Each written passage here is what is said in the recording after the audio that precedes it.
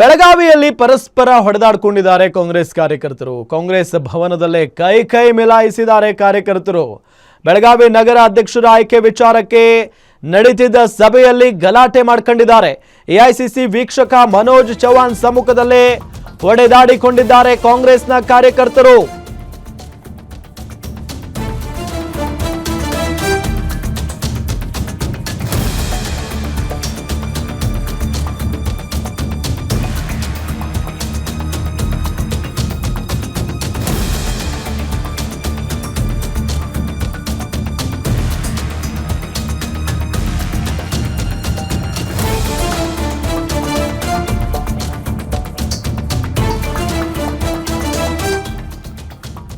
AICC ವೀಕ್ಷಕ ಮನೋಜ್ ಚೌಹಾಣ್ ಸಮ್ಮುಖದಲ್ಲೇ ಹೊಡೆದಾಡಿಕೊಂಡಿದ್ದಾರೆ.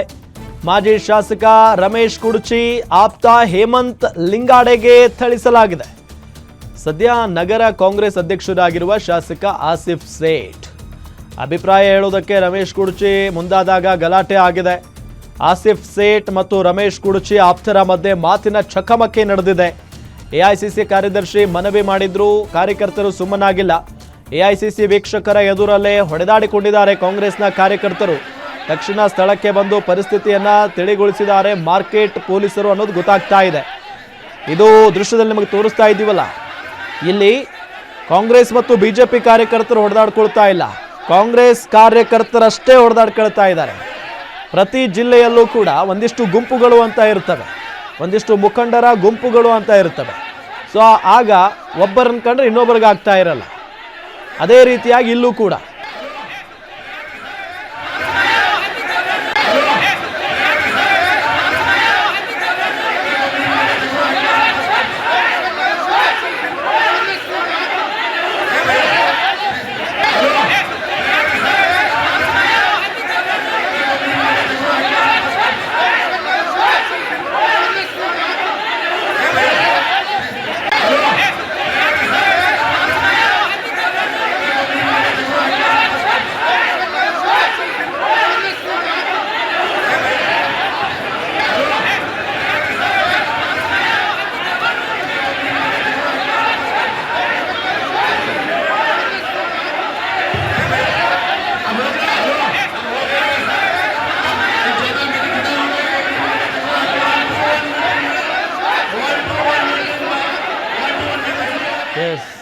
ನೋಡಿ ಗಮನಿಸ್ತಾ ಇದ್ದೀವಿ.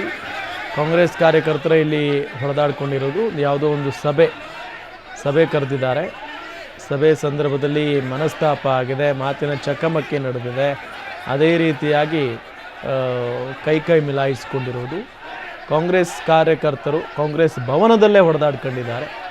ಏನಕ್ಕೆ? ಬೆಳಗಾವಿ ನಗರ ಅಧ್ಯಕ್ಷರ ಆಯ್ಕೆ ವಿಚಾರಕ್ಕೆ ಒಂದು ಸಭೆ ನಡೀತಾ ಇತ್ತು.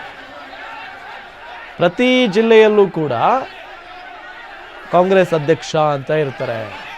ಸೊ ಅದೇ ರೀತಿಯಾಗಿ ಈಗ ಬೆಳಗಾವಿ ನಗರ ಅಧ್ಯಕ್ಷರ ಆಯ್ಕೆ ವಿಚಾರಕ್ಕೆ ಒಂದು ಸಭೆ ನಡೀತಾ ಇತ್ತು. ಸಭೆ ಅಂತ ಅಂದರೆ ಎಲ್ಲ ಕಾಂಗ್ರೆಸ್ ಮುಖಂಡರು ಕಾರ್ಯಕರ್ತರು ಎಲ್ಲ ಚರ್ಚೆಯಲ್ಲಿ ಭಾಗಿಯಾಗಬೇಕು, ತಮ್ಮ ಅಭಿಪ್ರಾಯವನ್ನು ತಿಳಿಸಬೇಕಾಗುತ್ತೆ. ಸೊ ಅದೇ ರೀತಿಯಾಗಿ ಎಲ್ಲರೂ ಕೂಡ ಭಾಗಿಯಾಗಿರ್ತಾರೆ. ಆಗ ಒಬ್ಬರೊಬ್ಬರು ಮನಸ್ತಾಪ ಆಗಿ ಈ ರೀತಿಯಾಗಿ ಹೊಡೆದಾಡ್ಕೊಂಡಿದ್ದಾರೆ.